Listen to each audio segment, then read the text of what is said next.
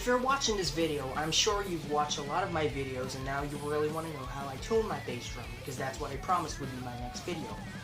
I have the Mendini bass drum like next to me right now, and the way I tune my drums is that I would tune the resonant side head as tight as possible. Then I would tune the batter head slightly lower than the resonant side head. This would reduce a lot of the overtones and give you a more fat and deadened sound, which is exactly what I'm looking for, because if you see the genre of music that I'm into, it's mostly rock. Now, you can see I have my bass drum head ported. Now, the reason why I do this is because it allows more sound waves to actually escape from the drums, so it gives you a more, I don't know, reduced resonance, as I should say.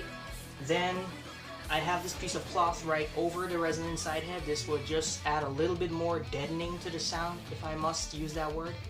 And I just tape a piece of felt to the other side. Inside my bass drum, I have a pillow that is used to get rid of a lot of the overtones that is generated inside of the drum while I'm beating the bass drum. And that is technically all that I use to tune my bass drum head. Give this video a thumbs up if you would like, and I'll move over to my toms the next. In this section of the video, I'm going to be talking about how really I tune my toms.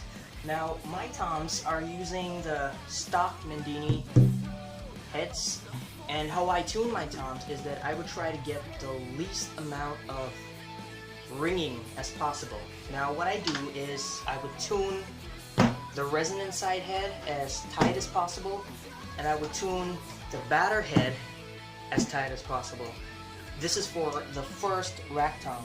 So what you have is a sound that sounds something like, I'm not sure if the camera would do a lot of justice to that sound, but that is how I tune my first tom. And what I do have is a piece of paper towel taped to the bottom of the resonant head of the first tom, and I have some paper towel taped to the top of the batter head of the tom, the first tom. So you would have a lot of the overtones being taken away by these paper towel, and I have a sound that... Now, the concept of the second tom is basically the same thing, but the only difference is that I tuned the batter head slightly less than the first tom. So you would have a sound that sounds like, it's kind of lower than the first tom. And there you go, those are my two toms. The floor tom is just slightly lower than the second tom. The tuning of the toms is pretty much the same. It's just that you would tune the top head slightly lower for each tom. So that's it for my tom. Now I'll be moving on over to my snare. When it comes to tuning the snare, I have my snare tuned as dead as possible. This would give me a lot less of the overtones and would give me a more fatter sound for the sound that I'm looking for. This is how I tune my drums. And firstly, the tuning of drums is very subjective, and it differs from a person to another person. It's also based on the type of genre of music that you're into.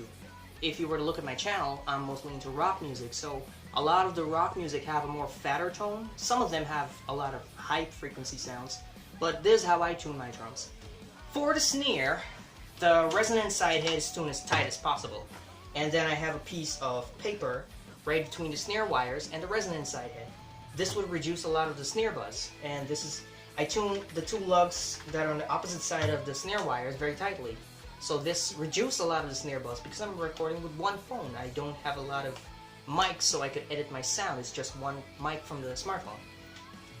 The batter side head, on the other hand, I tune it like mid-high, low, some in the middle, really.